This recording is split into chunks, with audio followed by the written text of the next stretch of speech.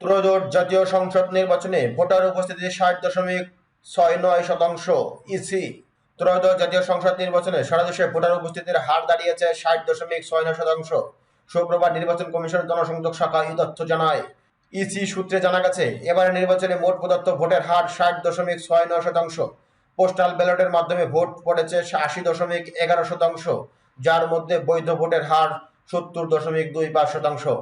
ছাত্র জনতার গণ অভ্যুত্থানে আওয়ামী লীগ সরকারের পতনের 1.5 বছর পর 12 ফেব্রুয়ারি অনুষ্ঠিত হয় এই নির্বাচন। গণতন্ত্রের নতুন যাত্রা হিসেবে বিবেচিত এই ভোটকে ঘিরে নেওয়া হয় ব্যাপক নিরাপত্তা ব্যবস্থা। সারা দেশে আইন শৃঙ্খলা রক্ষাকারী বাহিনীর 9 লাখের বেশি সদস্য মোতায়েন করা হয়। ভ্রাম্যমাণ আদালত পরিচালনার দায়িত্ব পালন করেন 1051 জন ম্যাজিস্ট্রেট। জাতীয় সংসদের 300 আসনের মধ্যে 299টি আসনে ভোট গ্রহণ অনুষ্ঠিত হয়। একজন প্রার্থীর মৃত্যুতে শেরপুর 3 আসনে ভোট গ্রহণ স্থগিত হয়। বর্তমান কার্যক্রম নিষিদ্ধ আওয়ামী লীগ ছাড়া 50টি রাজনৈতিক দল নির্বাচনে অংশ নেয়। অংশগ্রহণকারী দলের মধ্যে রয়েছে বিএনপি, জামায়াত ইসলামী, জাতীয় নাগরিক পার্টি, ইসলামী আন্দোলন বাংলাদেশ ও জাতীয় পার্টি। দীর্ঘদিন পর সংখ্যামুক্ত পরিবেশে ভোটদানের প্রত্যাশায় গ্রামগঞ্জে যান লাখো তরুণ, যুবক ও প্রবীণ ভোটার।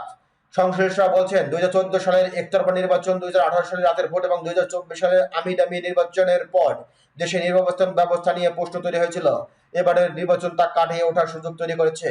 ভোটারদের একটি বড় অংশের অভিযোগ ছিল, তার পূর্ববর্তী নির্বাচনে ভোটাধিকার প্রয়োগ করতে পারেনি। তাদের মতে এবারের নির্বাচন শান্তিপূর্ণ ও গ্রহণযোগ্য হলে তা হবে গণতন্ত্র উত্তরণের প্রথম ধাপ। পাশাপাশি গণভোটে হ্যাঁ ভোট জয় হলে সংবিধানে মৌলিক সংস্কার বাস্তবায়নের পথ সুগম হবে। গত 11 ডিসেম্বর ত্রয়োদশ জাতীয় সংসদ নির্বাচন ও গণভোটের তফসিল ঘোষণার মধ্য দিয়ে আনুষ্ঠানিকভাবে নির্বাচন প্রক্রিয়া শুরু হয়। এবারের নির্বাচনে 12,76,95,195 জন ভোটারের মধ্যে 4 কোটি তরুণ ভোটারের মতো ভোটাধিকার প্রয়োগের সুযোগ পান। প্রথমবারের মতো পোস্টাল ব্যালটের মাধ্যমে ভোট দেন প্রবাসী বাংলাদেশিরা। এই ব্যবস্থায় ভোট দেন নির্বাচন সংশ্লিষ্ট কর্মকর্তা ও বন্দীরাও। শেরপুর 3 আসনে জামায়াত ইসলামের প্রার্থী মোহাম্মদ নুরুজ্জামান বাদলের মৃত্যুর কারণে সেখানে ভোট স্থগিত থাকায় 299টি আসনে মোট 2028 জন প্রার্থী প্রতিদ্বন্দ্বিতা করেন। এর মধ্যে বিভিন্ন রাজনৈতিক দলের 1775 জন এবং স্বতন্ত্র প্রার্থী ছিলেন 273 জন। নারী প্রার্থীর সংখ্যা ছিল 83 জন, যার মধ্যে 63 জন ছিল বিভিন্ন রাজনৈতিক দলের মনোনীত। পুরো নির্বাচন জুড়ে নজরদারি ছিল নির্বাচন কমিশন। দেশব্যাপী প্রায় 1000 ড্রোন উড়িয়েছে পর্যবেক্ষণ পরিচালনা পরিষদ।